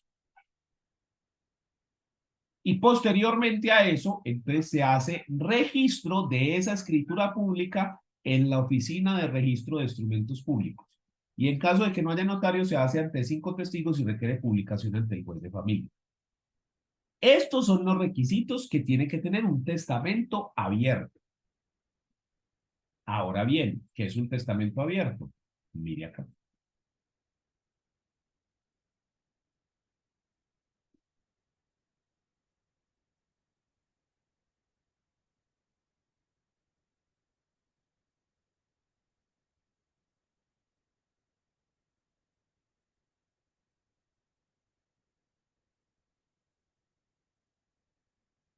Esto es un testamento abierto. Esta es una hoja especial de notaría que tiene su sello. Esta es viejita. Esta notaría es del año 2000. Esta escritura es del año 2000. ¿Sí? Pero esto es una escritura pública. ¿Sí? De testamento. Entonces aquí está contenido y aquí están las firmas. Vea, testador, firma, los testigos, 1, 2, 3 y el notario. Sí, señor, ya murió. Entonces, aquí dice en la ciudad de Santiago de Cali, capital del departamento del Valle del Cauca, República de Colombia, en los 15 días del mes de febrero del año 2000, despacho de notaría 2 el Circo de Cali, a cuyo cargo ejerce el doctor José Francisco Fernández, comparecieron los señores pam, pam, pam, pam, pam, mayores de edad, con la cédula pam, pam, pam, pam, pam, y luego compareció el señor Rubio, menor de edad, vecino tan, tan, identificado, que manifestó que por medio de este instrumento consigna su testamento público no ocupativo de conformidad con las cláusulas que a continuación se enuncian. Primero, mis nombres y apellidos son tan, tan, tan, nacido tal y tal parte, tan, tan, tan, tan, tan, tan, tan, que mediante juicio se efectuó el círculo no sé qué, papá, y ahí dice las cosas, ¿sí? Entonces, vea, tuve otra mujer y 2 hijos, encontrándome completo con mis facultades mentales, deseo otorgar por medio de este instrumento público mi testamento público no ocupativo, con las solemnidades legales, en la actualidad poseo los siguientes bienes, véalos aquí. Quinto, instituyo como herederos universales del 75% de mis bienes a mis hijos, ya mencionados, pam, pam, pam, bienes por herencia. El 25% de mis bienes lo dispongo de libre albedrío, instituyendo como heredera a la señora Pan, ¿sí?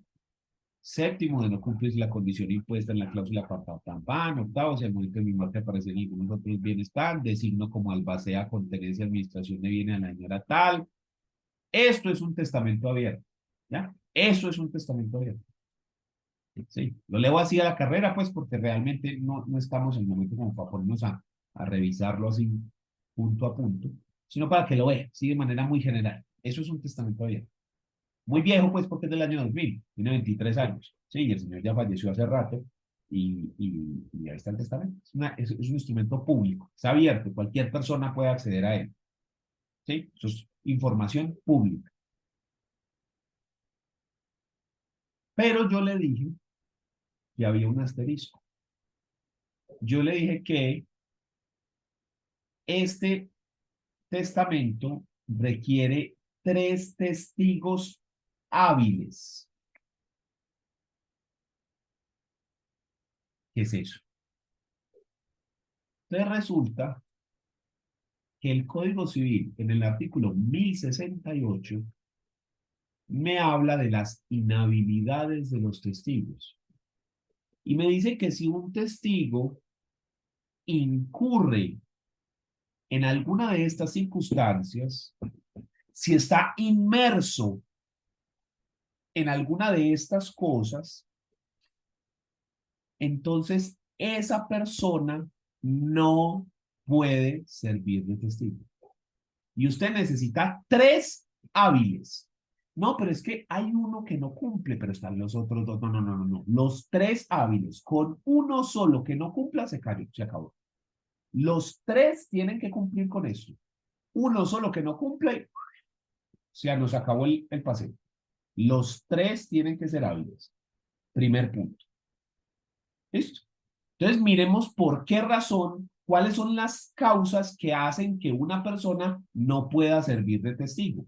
¿Qué es lo que tiene que pasar para que alguien no pueda ser un testigo válidamente? Esto está dividido en 4 grupos: calidades personales, relación con el testador, relación con el notario y relación con los demás testigos. Empecemos por acá, calidades personales. ¿Qué ocurre? ¿Qué calidades personales, si usted las tiene, no puede servir de testigo? Menores de 18. Usted puede otorgar testamento si es menor de 18 y mayor de 2, pero no, no puede servir de testigo si es menor de 18. Usted no puede otorgar. Perdón, no puede servir de testigo. Sí puede otorgar siendo menor de 18, mayor de 12, pero no puede servir de testigo. Punto ahí primero. Quien no comprenda el idioma del testador. Lógico, porque la idea del testigo es que escuche lo que el testador dijo, que escuche cuando el testador dice, esta es mi voluntad, y cuando el notario se lo lea, lo escuche, lo entienda, y cuando en la prueba le digan, este es, el tipo diga, sí, este es. Pues si no entiende, jodidos. Interdictos por demencia, y volvemos al mismo tema de la ley 1996 de 2019, ¿sí? Porque esta ley 1996 del 2019 vuelve y nos genera el mismo problema. Hombre, es que ya no existen las interdicciones, pero ¿será que una persona que tiene nombrado un apoyo que no es un interdicto me sirve de testigo? Vea, hombre, si yo soy el abogado, lo primero que le digo es no, no y no. No se lo acepto. ¿Por qué? Porque por ahí se van a meter quien diga que aquí, que eso es una equivalencia, que eso es una analogía, en fin, eso es dejar un eslabón para que se caiga el testamento. Y si precisamente lo que no se quiere es que se caiga, yo, Daniel Lopera, no estaría de acuerdo que una persona con un apoyo así no sea interdicto sirva de testigo. Pero es que nada. Si usted me está contratando a mí para que lo asesore y le haga las cosas bien, es así. Si no, pues entonces usted verá, hágalo como le dé la gana. ¿Estamos? No, pero es que, no. Estamos haciendo las cosas para que funcionen. ¿Estamos? No más. Entonces, yo en ese caso sí soy tajante. Yo, Daniel Lopera, no acepto una persona que tenga un apoyo, ni por el berraco. Pero es que no es interdicto. No. Deje así. Quien no esté en sano juicio al momento de ser llamado como testigo, al igual que como el notario, entonces se le hace la pequeña entrevista, si es de mucha edad, el certificado médico, igualito. Quien haya sido condenado a pena de prisión superior a 1 año, no hace referencia al código si es que está condenado en ese momento o fue condenado, pero volvemos a lo mismo. Usted me contrata a mí, una persona que fue condenada hace 15 años, volvemos a lo mismo. Yo no lo acepto como testigo porque después se nos pegan de ahí. ¿Listo? Y los extranjeros que no estén domiciliados en Colombia. Si está domiciliado en Colombia, no hay problema. Si está domiciliado en el extranjero, pero si está domiciliado aquí, no hay problema con que sea extranjero, siempre y cuando cumpla con todo lo otro. Pero además de esto, no puede tener cierta relación con el testador. No puede ser el sacerdote o confesor habitual, o ante quien se confesó por última vez, ni los parientes de ese sacerdote o confesor habitual. ¿Por qué está este punto? Aquí hay que entender que en Colombia la religión mayoritaria es la religión católica. En la religión católica, las personas pueden cometer un pecado, es decir, ir en contra de la ley divina, la ley de Dios. ¿Cuál es el castigo de eso? Que si usted se muere en pecado, usted se va para el infierno, a la paila mocha. Ya lo reciben a trinchete y aceite hirviendo. Pero los sacerdotes, cuando los ordenan como sacerdotes, les dan la facultad de perdonar, de absolver los pecados. ¿Sí? Entonces, el sacerdote tiene el poder de absolver los pecados, de forma que si él le perdona, lo absuelve, usted se muere, ya no se va para el infierno, va para el cielo, ya no tiene pecados. Estamos. No se trata de que uno crea o no crea en eso, es que no se trata de que usted crea o no crea.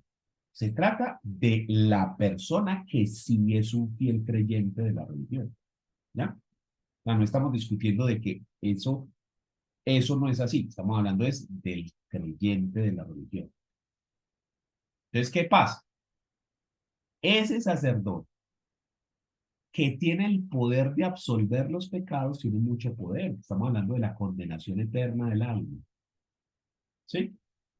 Pues fácilmente le podría decir, si usted no me da tanto en el testamento, yo no lo absuelvo de los pecados, o si no le da tanto a mi hijo, en fin, qué sé yo.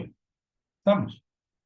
Entonces, se trata es de evitar eso, que ese poder que repito, para la persona ejerce esa figura, se vea desbordado y se abuse de ese poder para obtener ese tipo de cosas. ¿Estamos? Y él como si se asegura de que tal, entonces yo estoy pendiente en el testamento que usted sí lo entregue, si no, no lo absuelvo de los pecados. Ese es el punto. Entonces, lo que le digo, no se trata de que usted crea o no crea, se trata de que el testador es o no es creyente. ¿Estamos? Tampoco podrá ser testigo el cónyuge o compañero permanente sobreviviente. Es decir, si Pedro quiere otorgar testamento, no puede llevar como testigo a su esposa o su compañera permanente o su compañero permanente. No lo puede hacer. Tampoco pueden ser los herederos, legatarios o quien tenga un provecho directo en el testamento. O sea, que tampoco puede ser el albacea o un usufructuario o alguien que tenga provecho directo. Tampoco puede servir de testigo. Ni tampoco pueden ser los dependientes o los trabajadores del testador. Usted no puede llevar, por ejemplo, a la secretaria, al chofer. No se puede. Ni ningún pariente dentro del tercer grado de consanguinidad, segundo de afinidad o primero civil del testador. Pero tampoco pueden ser testigos el cónyuge o compañero permanente del notario o los trabajadores o dependientes del notario. Entonces le puede decir a 2 protocolistas o 3 protocolistas de la notaría que le sirvan de testigo. No se puede. ¿Sí? Ni los parientes dentro del tercer grado de consanguinidad, segundo de afinidad o primero civil del notario, la esposa del notario, un hijo del notario, no se puede. Y tampoco los testigos entre sí pueden ser parientes dentro del tercer grado de consanguinidad, segundo de afinidad o primero civil. Ni pueden ser cónyuges o compañeros permanentes un testigo con otro. Ni pueden ser trabajadores o dependientes uno de otro. No puede cumplir con ninguna de estas condiciones para ser llamado un testigo hábil. Entonces, ¿qué? Yo tengo que coger un vecino, mi amigo, ¿sí? Pararme en la portería, en la puerta de la notaría y decir, venga, lo invito a gaseosas y me sirve como testigo. Venga, yo lo invito a almorzar, pero me sirve como testigo. Porque es una cantidad de requisitos. Y pregúntale, ¿ustedes no son familiares, trabajadores, dependientes de aquí, aquí, aquí, aquí, aquí, aquí? Sino con uno solo que no cumpla, tienen que ser los 3 hábiles. Entonces, cuando yo le decía que aquí había un asterisco, era por esto. Porque mire lo complejo que es conseguir un testigo. Entonces ya tenemos que, para este primer testamento, que es el testamento abierto, tenemos que cumplir con estos requisitos especiales. ¿Sí? Pero además, que los testigos tienen que ser testigos hábiles. Además, esto de cumplir con los requisitos formales, con los elementos de existencia y con los de validez. ¿Sí? Pero si por si eso no fuera suficiente, el contenido mismo del testamento, lo que dice adentro, también está regulado. Ahí no puede decir cualquier barrabasada. Tiene que tener mínimo la siguiente información. Artículo 1073 del Código Civil. Los nombres y apellidos completos del testador. La nación a la que pertenece. El lugar de su nacimiento. El lugar donde está domiciliado. las circunstancias de hallarse en su entero juicio, las personas con las que hubiere contraído matrimonio y el orden de los mismos, los hijos habidos de cada matrimonio, los legitimados, los reconocidos y especificar si están vivos o muertos, los nombres y apellidos completos de los hijos extramatrimoniales que se pretende reconocer con el testamento, el nombre, apellido y domicilio de cada uno de los testigos, el lugar, día, mes y año en que se está otorgando el testamento, la notaría, el nombre y el apellido del notario. Esta toda es la información mínima que debe contener ese testamento abierto. Lo mínimo que tiene que tener. Todo esto son los requisitos que tiene que tener este primer testamento. Este primero. Todo eso. Si no nos cumple, dudas. Profe, si no los cumple, hablamos de qué, nulidad, invalidez o qué, del testamento. Nulidad del testamento. Si usted no cumple con los requisitos, el testamento es nulo, no puede aplicar. Entonces la sucesión se vuelve intestada o se aplica el testamento anterior. Y todo esto sin contar lo de que adentro del testamento, lo que usted va a hacer, la disposición en sí, mire que también tiene limitación, porque para usted repartir el patrimonio tiene que repartir, que si usted tiene legítimas, que no sé qué, que ta.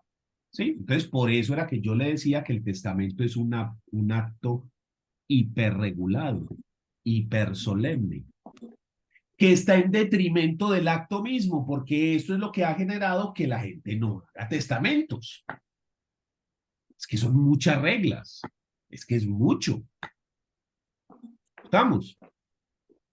Y ese es solo uno, ¿sí? O sea, esas son todas las reglas para ese primer testamento, el testamento abierto.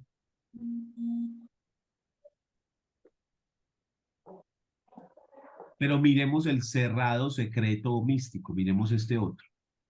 Profe, perdón, Dígame. es que en el ejemplo que usted nos da ahora del otro testamento decía como dejo el 75% a mis hijos, sean legítimos o no recuerdo la otra palabra, pero o sea que no mencionaba hijo por hijo, o sea que es responsabilidad ya de quien haga la sucesión empezar a mirar quiénes son los hijos. Uh-huh. Lo bueno de dejarlo así es que usted otorga el testamento hoy, que tiene un hijo o dos, y se muere dentro de 15 años, que tiene 4. Es igual, no hay que anular nada, no hay que cambiar nada, porque usted dijo mis hijos 2, o mis hijos 3, o mis hijos 10. Mis hijos son mis hijos. ¿Estamos? Entonces sí, ya depende a la hora de hacer el testamento que usted demuestre el parentesco. La cosa es que el testamento, adentro del testamento, sí tiene que decir usted los hijos que tuvo, los nombres y domicilio de los mismos.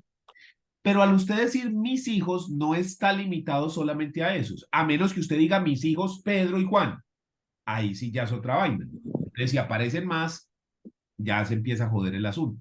Pero si usted dice mis hijos Pedro y Juan, o los que llegaré a tener al momento de mi muerte, que también se puede poner esa frase, y de hecho es muy común, le dejo el 75% de los bienes a mis hijos Pedro y Juan, o a los que llegaré a tener al momento de mi muerte en partes iguales.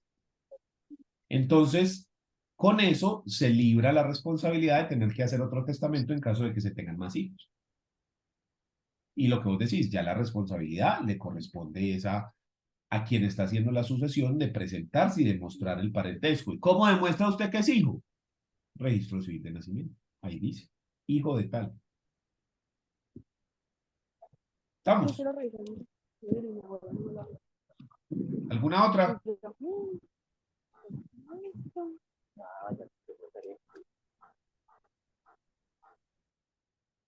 ¿No? Bueno, yo, pues, es que hay un caso que tengo en la cabeza. Em, ¿Qué pasaría si una persona que, digamos, antes de morir, pues, padecía pérdida de la memoria, cambio de humor, pero nunca se le llevó a que fuera tratada o diagnosticada. Y resulta que esta persona había hecho un testamento cuando estaba, digámoslo así, entre comillas, cuerda, pero sin que nadie se diera cuenta, supongamos los hijos, los nietos, antes de morir, cambió el testamento. Y pues digamos que cumple con todos los requisitos, pero uno cómo hace para acreditar que pues que esta persona mayor no estaba en la totalidad de sus sentidos o sus cabales. Dame la prueba y te daré el derecho. El Código Penal del Proceso le da a usted los medios de prueba y le dice, usted para demostrar algo, usted tiene el documento, la prueba pericial, la inspección judicial, el juramento, la confesión, interrogatorio de parte, testimonio de terceros, indicios, informes, ¿sí? Le pone los medios de prueba. Usted es el responsable de eso. Entonces, si usted quiere demostrar que la persona no cumple con ese requisito de encontrarse en sano juicio porque sufre de, ponga aquí su enfermedad mental o condición mental,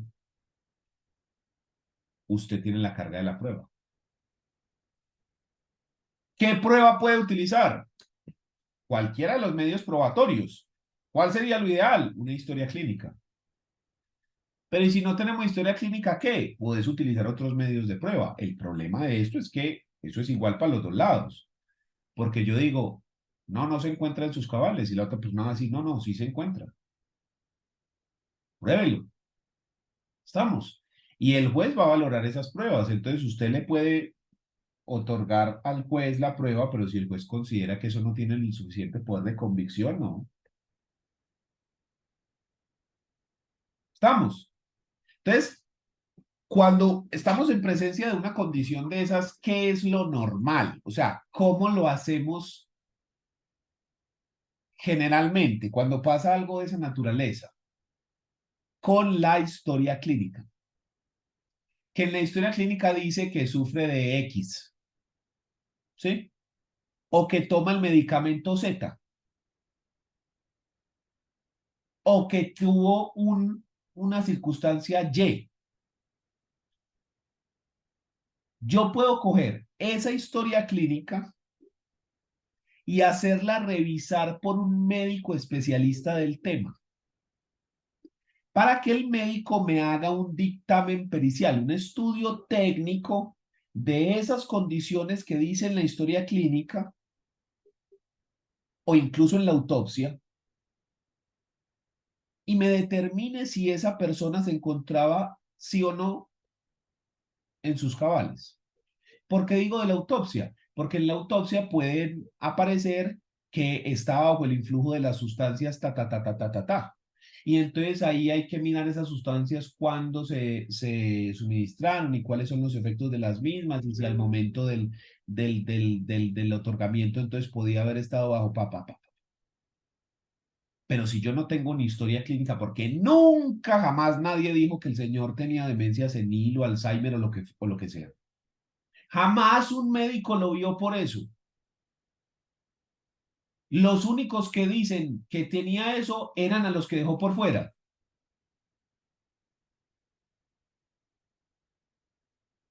¿Sí? Es difícil. Jodidos. No, pero es que yo tengo la historia clínica. Pero además de la historia clínica, tengo testigos de que narran cómo se perdían las conversaciones, cómo decían que taque. Pero además de eso, tengo un dictamen pericial de alguien que evaluó tan. Pero además puedo tener, por ejemplo, el INVIMA, una descripción del producto, medicamento que la persona estaba y sus efectos, y ya ahí la cosa cambia. ¿Estamos? Entonces, eso se transforma en un debate probatorio. Y ahí solo estamos pendientes de un requisito, que es el sano juicio. Solo es uno.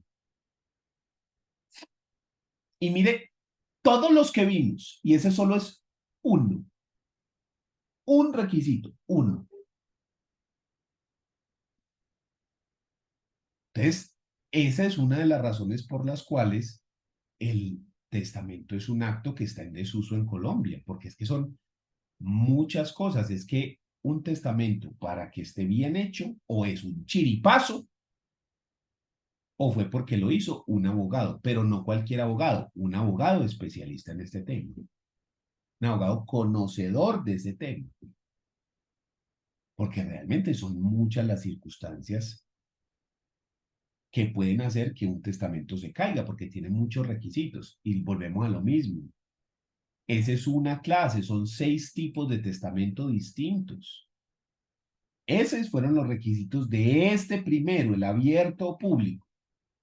Para este secreto o místico hay otros requisitos adicionales. Comparten los mismos primeros, ¿sí? Estos requisitos formales, estos elementos, todos esos los comparten estos,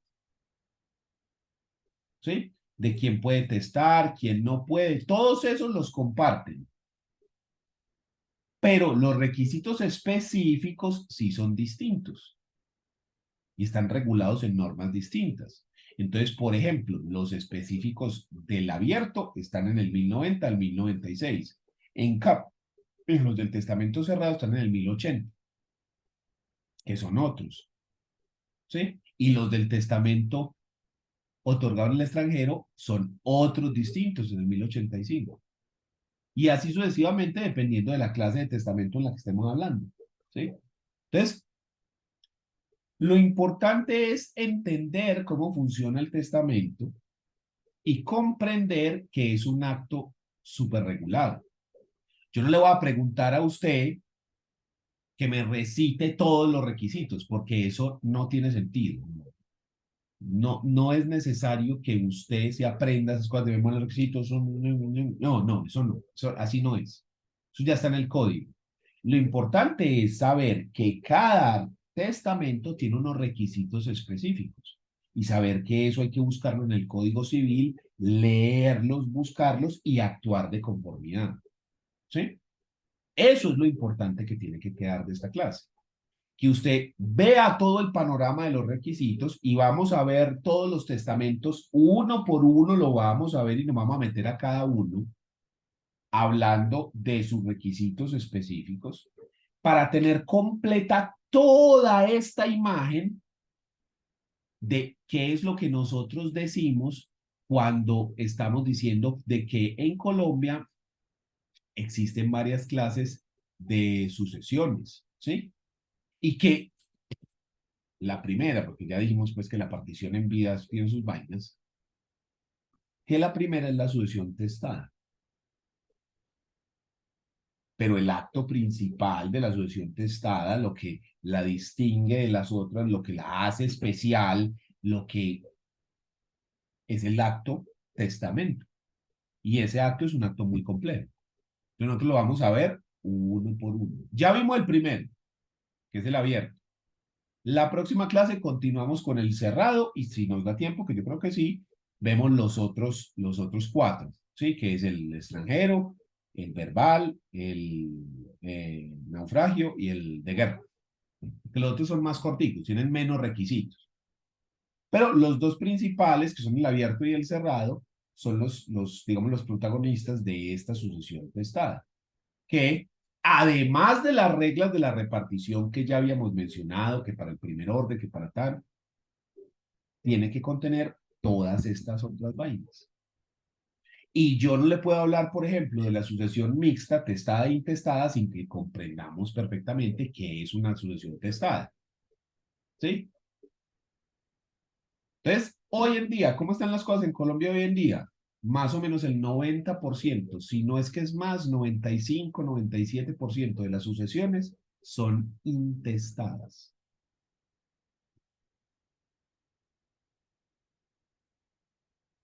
Y de esos testamentos, un porcentaje muy alto se caen, son derogados, son declarados nulos porque no cumplen con los requisitos. Por eso, por toda esa figura es que la gente se pone a hacer otras vainas como el fideicomiso, que también lo demandan y también se caen por montones. O sea, no quiere decir que porque usted está haciendo otro acto ya se libró y ya todo aplica pues color de rosa, o compraventas falsas, o donaciones, o cualquier otra cantidad de actos. Y por todo eso, mire que así empecé la clase, es que se creó esta primera figura, la de la partición en vida, para tratar de darle solución a la gente que no iba a hacer testamento porque es muy difícil y para que no se pusieran a hacer otras pendejadas que se caigan al final, entonces le damos una opción adicional, otra más, ¿sí? Y de ahí surge la partición en vida.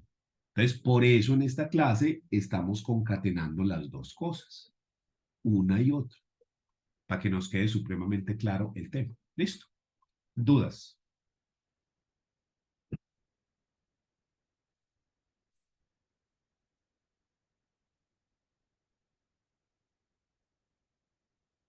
Muy bien. Entonces, finalizamos la clase.